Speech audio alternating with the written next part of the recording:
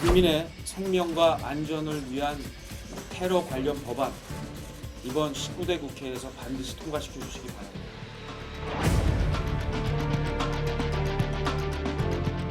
한깨기 행태에 끝내 시급한 민생 법안 처리가 무산되고 말았습니다. 동화동에 저희가 일방적으로 일정을 정한 법들이 처리되지 않자 입법 기능 포기 운운하면서 국회를 맹 비난하는 성명을 발표했습니다.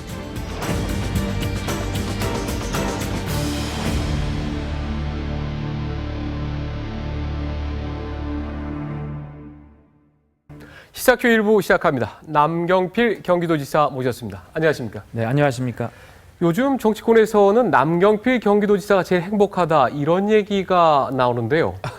여의도에 요즘 정치권이 하도 일을 제대로 못하고 우리 19대 국회가 사실 역대 최악의 평가를 받다 보니까 이런 얘기가 나오는데 남 지사님도 그렇게 생각합니까?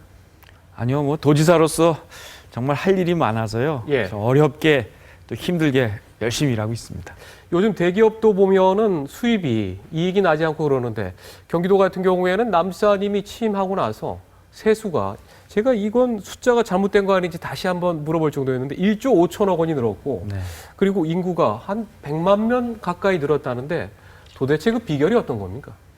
아무래도 이제 경기도가 기업하기 좋은 환경을 갖고 있고요. 예.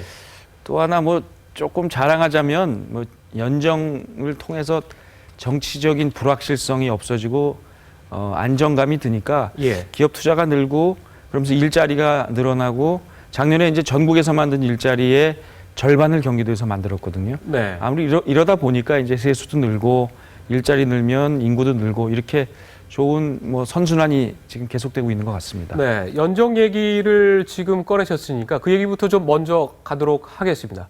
지금 이기우 전 야당의 국회의원이 부지사를 맡고 그리고 경기도에서는 지금 대한민국에서는 사실상 거의 처음으로 연립정부가 형성이 돼서 지방에서 지금 구성되고 있는데 그런데 지금 야당한테 그 고난을 처음에 다 떼주고 나서 인사권마저 사실 상당 부분 갖고 있지 않습니까? 네. 그거 좀 아깝지 않았습니까? 이거 다 내가 혼자 할 수 있는 건 아닌데 그런 생각 안 했습니까? 근데 이건 뭐 권력은 나누면 커지는 것 같아요.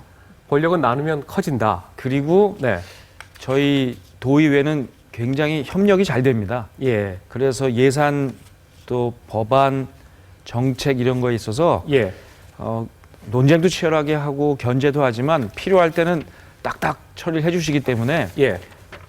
아마 경제 활성화나 일자리 창출 이런데 이러한 연정의 효과가 분명했던 그런 효과가 있습니다. 아, 그럼 그 연정이 앞부분에 조금 설명해 주셨습니다만 경기도민들에게 연정의 효과가 어떻게 그게 돌아가고 있습니까?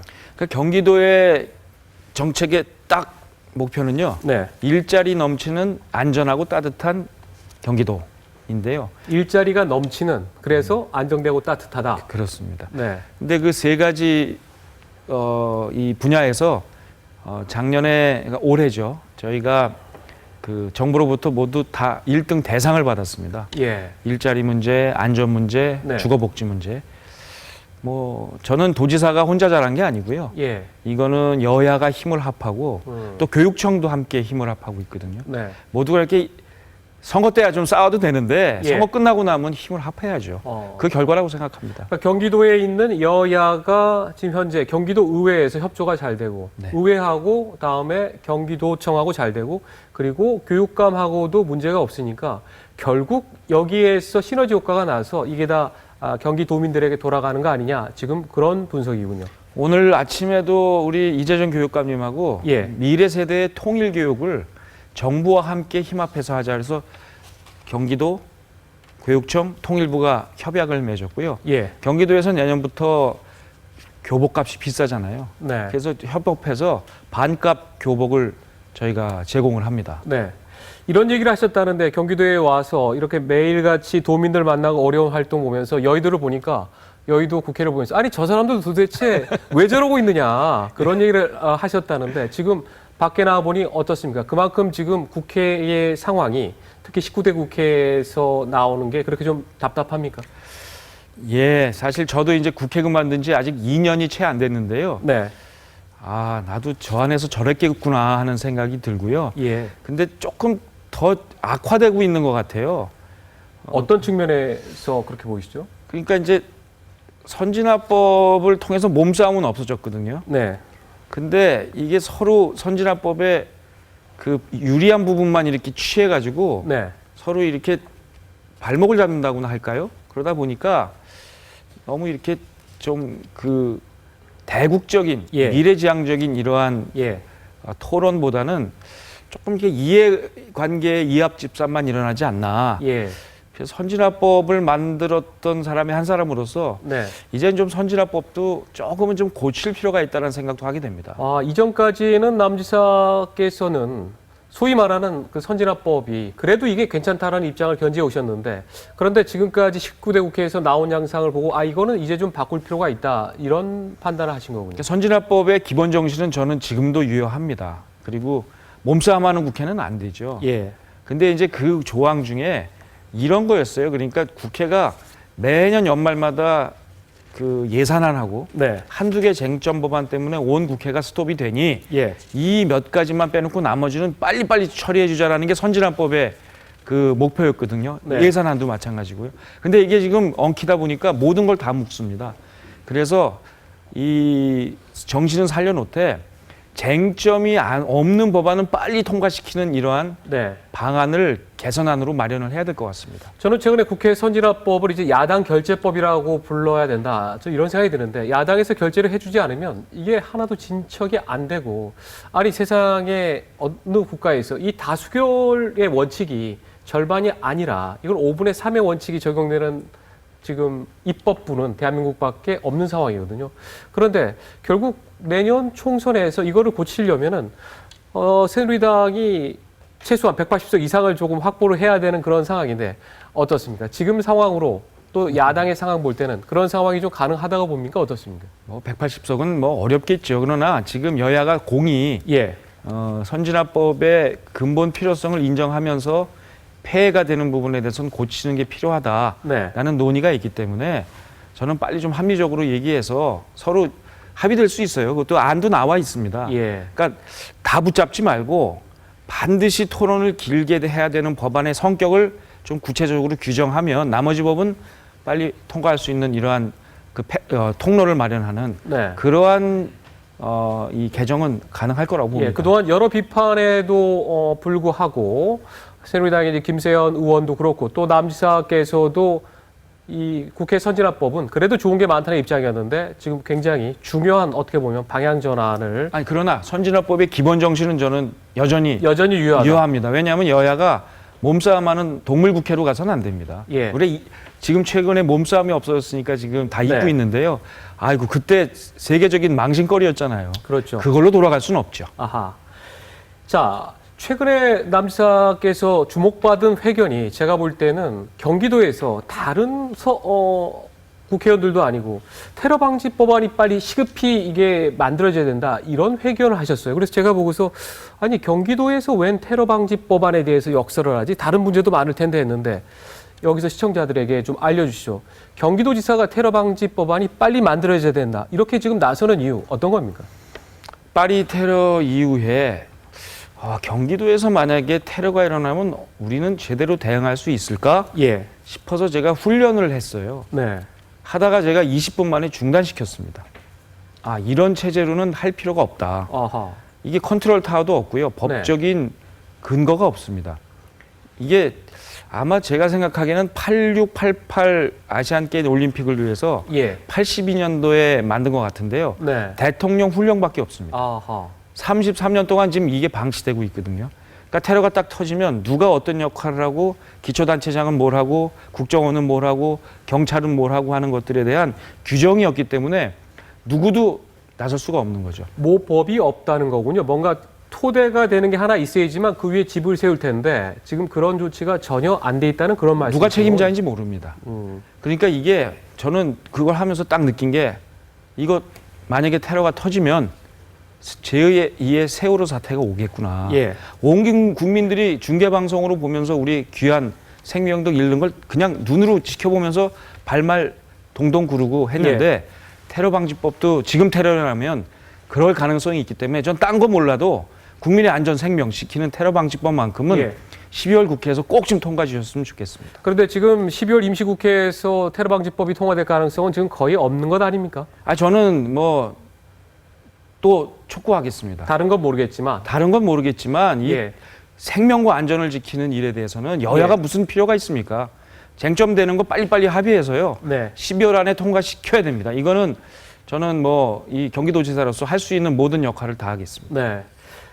지금 경기도지사로 계시지만은 또 본인이 큰 꿈도 갖고 있는 것으로 모두 다 알고 있고 또 국회에 대한 관심도 많이 있는데 내년 총선을 앞두고 지금 새정치민주연합뿐만 아니라 새누리당 내에서도 개파 갈등이 또 치열하지 않습니까? 네. 또 결선 투표 여기에 대해서도 논란도 많고 한데 그런데 지금 오늘 아침에도 결정된 논란이 될 만한 사례 중에 하나는 기초자치단체장이 네. 지금 내년 총선에 나오기 어렵도록 새누리당 같은 경우에 그런 조치가 지금 진행되고 있다는데 어떻게 보십니까?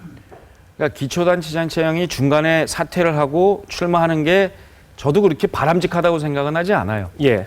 근데 근데 이제 형평성의 문제죠. 저도 국회의원 하다가 지난번에 사퇴하고 네. 도지사 출마했습니다. 새누리당에서 7명이 광역단체장 출마하려고 사퇴를 했어요. 예. 그때 당의 권유를 받아서 사실 나왔습니다. 그때도 보궐선거 했거든요. 네.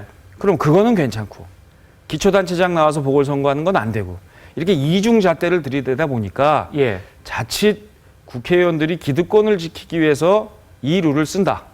또 하나는 이 규정을 만들려면 한 1, 2년 전에 이렇게 원칙을 정해줘야 되는데 네. 15일이 사퇴 시한인데 지금 룰 뭐 어떻게 선거구 획정도 안 하고 이러면서 이거부터 예. 못하게 하니까 조금 이거는 너무 아닌 것 공정하지 못하다라는 생각이 당연히 들겠죠. 그래서 정의화 국회의장도 12월 15일까지 정말 5일밖에 남지 않았지 않습니까? 그래서 그때까지 여야가 합의하지 못하면 특단의 조치를 내리겠다 지금 이런 입장도 밝혔는데 네.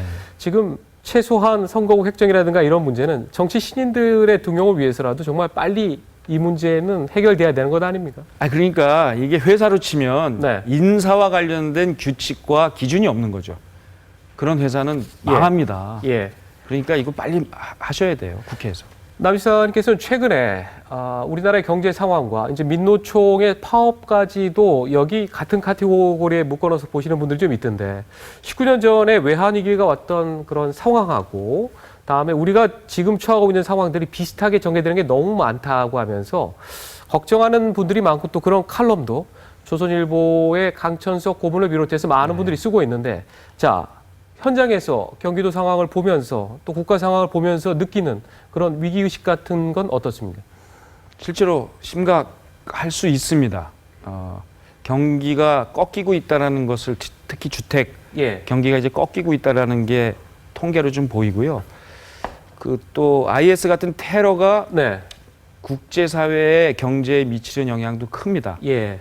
또 유가가 너무 하락된 것의 영향, 뭐 중국의 성장 둔화, 또 미국의 금리 인상 이런 것들이 네.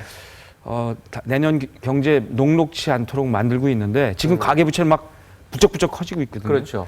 이런 상황 속에서 우리 대한민국이 과연 경제 위기가 닥쳤을 때 이것을 뚫고 넘어갈 만한 이러한 역량이 힘이 있느냐. 있느냐, 예. 리더십이 있느냐, 저는 그 걱정이 큽니다. 네. 그런 상황에서 2016년에 어디에 좀 포커스를 맞추고 싶습니까? 지금 경기도 같은 경우에는 다른 지자체가 너무 부러워할 정도로 세수가 1년에 1조 5천억이 이렇게 늘어나고 또 인구도 많이 늘고 있는데 이런 상황 속에서 어떻게 도정을 좀 이끌고 싶습니까? 뭐니 해도 일자리입니다. 일자리. 를 많이 만들면 거기서 해결되는 게 많죠. 세금도 사실 더 거치고요.